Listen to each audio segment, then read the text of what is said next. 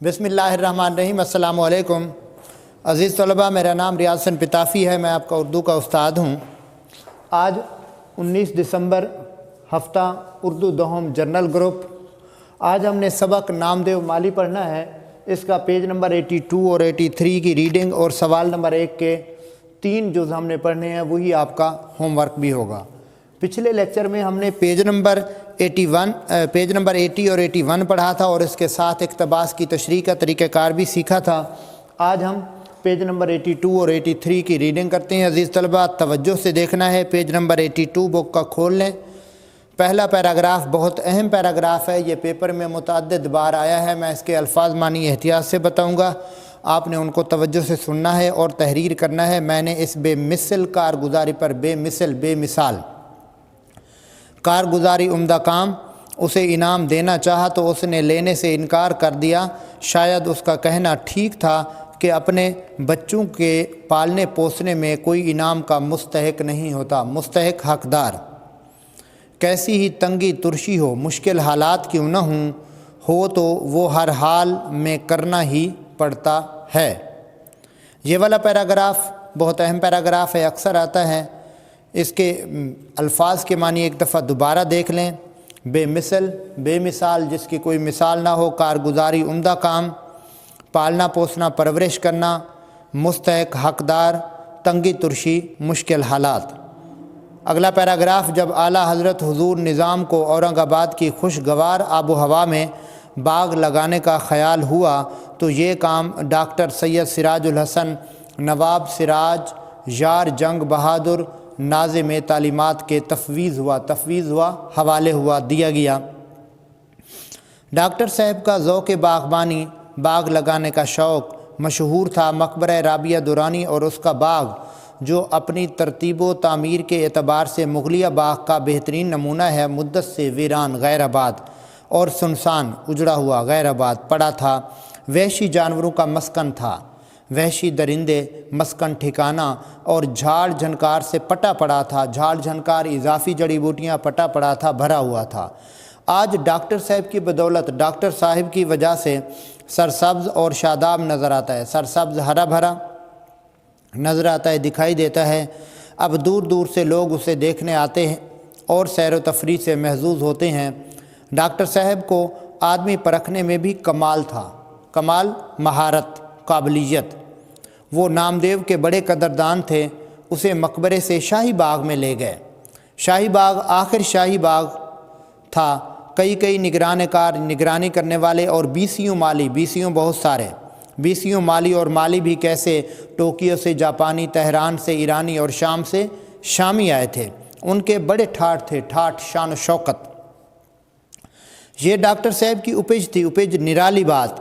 वो शाही बाग को हकीकत में असल में शाही बाग बनाना चाहते थे। यहाँ भी नामदेव का वही रंग था। उसने ना फ़न बाग़बानी की कहीं तालीम पाई थी, ना उसके पास कोई सनद या डिप्लोमा था, सनद या डिप्लोमा डिग्री। अलबत्ता काम की धुन थी, धुन, लगन, शौक़। काम से सच्चा लगाव था, सच्चा प्यार था और इसी में उसकी जीत थी, जीत, कामयाबी। शाही बाग में भी उसी का काम महकाज रहा। महकाज सबसे बेहतर काम, उम्दा काम। दूसरे माली लड़ते झगड़ते सींधी शराब पीते, सींधी सेंची हुई शराब। ये ना किसी से लड़ता झगड़ता, ना सींधी शराब पीता, यहाँ तक कि इसने कभी बीड़ी भी ना पी, बीड़ी सिगरेट। बस ये था और इसका काम। एक दिन नामालूम क्या बात हुई, मुसन्निफ़ कहता है कि मालूम नहीं कि क्या बात हुई। शहद की मक्खियों की योरिश हुई, योरिश, हमला, धावा, चढ़ाई। सब माली भाग भाग कर छिप गए। नामदेव को ख़बर भी ना हुई कि क्या हो रहा है। वो अपने काम में लगा रहा, मसरूफ़ रहा। उसे क्या मालूम था कि क़ज़ा मौत उसके सर पर खेल रही है। मक्खियों का गज़बनाक झिल्लड़ झिल्लड़, झुंड, गिरोह या टुकड़ी, गज़बनाक, खौफनाक। ये वाला पैराग्राफ भी बहुत अहम पैराग्राफ है। उस गरीब पर टूट पड़ा, हमला आवर हुआ, इतना काटा कि बेदम हो गया। बेदम होना, बेहोश होना, आखिर उसी में जान दे दी, फौत हो गया। अगला वाला पैराग्राफ बहुत अहम है। वो बहुत सादा मिजाज, भोला भाला और मुनकसिरुल मिजाज था। भोला भाला, मासूम सा इंसान, मुनकसिरुल मिजाज, आजाना तबीयत का। उसके चेहरे पर बिशाश ताजगी और लबों पर मुस्कुराहट खिलती रहती थी। छोटे बड़े हर एक से झुककर अदब से मिलता था। गरीब था, तनख्वाह भी कम थी, कम थोड़ी। اس پر بھی اپنے غریب بھائیوں کے بساط سے بڑھ کر مدد کرتا تھا۔ بساط طاقت، حیثیت، کام سے عشق تھا، اور آخر کام کرتے کرتے یہ اس دنیا سے رخصت ہو گیا، چلا گیا۔ گرمی ہو یا جاڑا، دھوپ ہو یا سایہ، وہ دن رات برابر کام کرتا رہا۔ اسے کبھی یہ خیال نہ آیا کہ میں بہت کام کرتا ہوں یا میرا کام دوسروں سے بہتر ہے، اچھا ہے۔ اسی لیے اسے اپنے کام پر فخر یا غرور نہ تھا۔ غرور، تکبر، فخر، ناز، وہ یہ باتیں جانتا ہی نہ تھا۔ اسے کسی سے بیر تھا نہ جلاپا، بیر، دشمنی، جلاپا، حسد، جلن۔ وہ سب کو اچھا سمجھتا تھا اور سب سے محبت کرتا تھا۔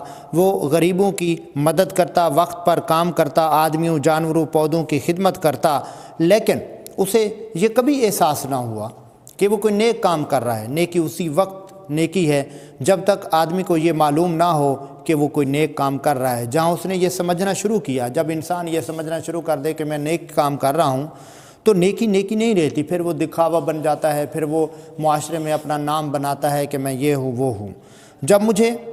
جب کبھی مجھے نامدیو کا خیال آتا ہے تو میں سوچتا ہوں کہ نیکی کیا ہے اور بڑا آدمی کسے کہتے ہیں۔ ہر شخص میں قدرت نے یعنی اللہ تعالیٰ نے کوئی نہ کوئی صلاحیت، خوبی رکھی ہے، اور اس صلاحیت کو درجہ کمال، انتہائی بلندی تک پہنچانے میں ساری نیکی اور بڑائی ہے۔ درجہ کمال تک نہ کبھی کوئی پہنچا ہے نہ پہنچ سکتا ہے، لیکن وہاں تک پہنچنے کی کوشش ہی میں انسان بنتا ہے، یہ سمجھو کندن ہو جاتا ہے۔ کندن، خالص سونا۔ حساب کے دن جب اعمال کی جانچ پڑتال ہوگی، جب اعمال کے بارے میں پوچھا جائے گا، خدا یہ پوچھے گا کہ میں نے جو استعداد، صلاحیت تجھ میں ودیت کی تھی، ودیت کرنا، عطا کرنا، دینا، اسے کمال تک پہنچانے اور اس سے کام لینے میں تو نے کیا کیا، اور خلق اللہ کو یعنی اللہ تعالیٰ کی مخلوق کو اس سے کیا فیض پہنچایا، فائدہ پہنچایا۔ اگر نیکی اور بڑائی کا یہ معیار ہے تو نامدیو نیک بھی تھا اور بڑا بھی تھا، تو ذات کا ڈھیر یعنی کم تر، پر اچھے اچھے شریفوں سے زیادہ شریف تھا۔ کتاب کا نام چند ہم اثر۔ عزیز طلبہ، یہ تھا سبق۔ اب آتے ہیں ہم آپ کے ہوم ورک کی طرف۔ آج کا ہوم ورک ہے مشقی سوالات میں سوال نمبر 1 کے پہلے 3 جز، الف جز کتاب سے سوال دیکھنا ہے، پیج نمبر 83۔ نامدیو نے پانی کی قلت کے زمانے میں چمن کو کیسے شاداب رکھا؟ پانی کی قلت کے زمانے میں نامدیو کہیں نہ کہیں سے پانی ڈھونڈ لاتا تھا، اس طرح اپنے پودوں کی پیاس بجھاتا۔ جب پانی کی قلت مزید بڑھ گئی تو اس نے راتوں کو ڈھو ڈھو کے پانی لانا شروع کر دیا۔ اس طرح پانی کی قلت کے زمانے میں نامدیو کا چمن ہرا بھرا تھا۔ بےجز نامدیو مالی نے انعام لینے سے کیوں انکار کیا؟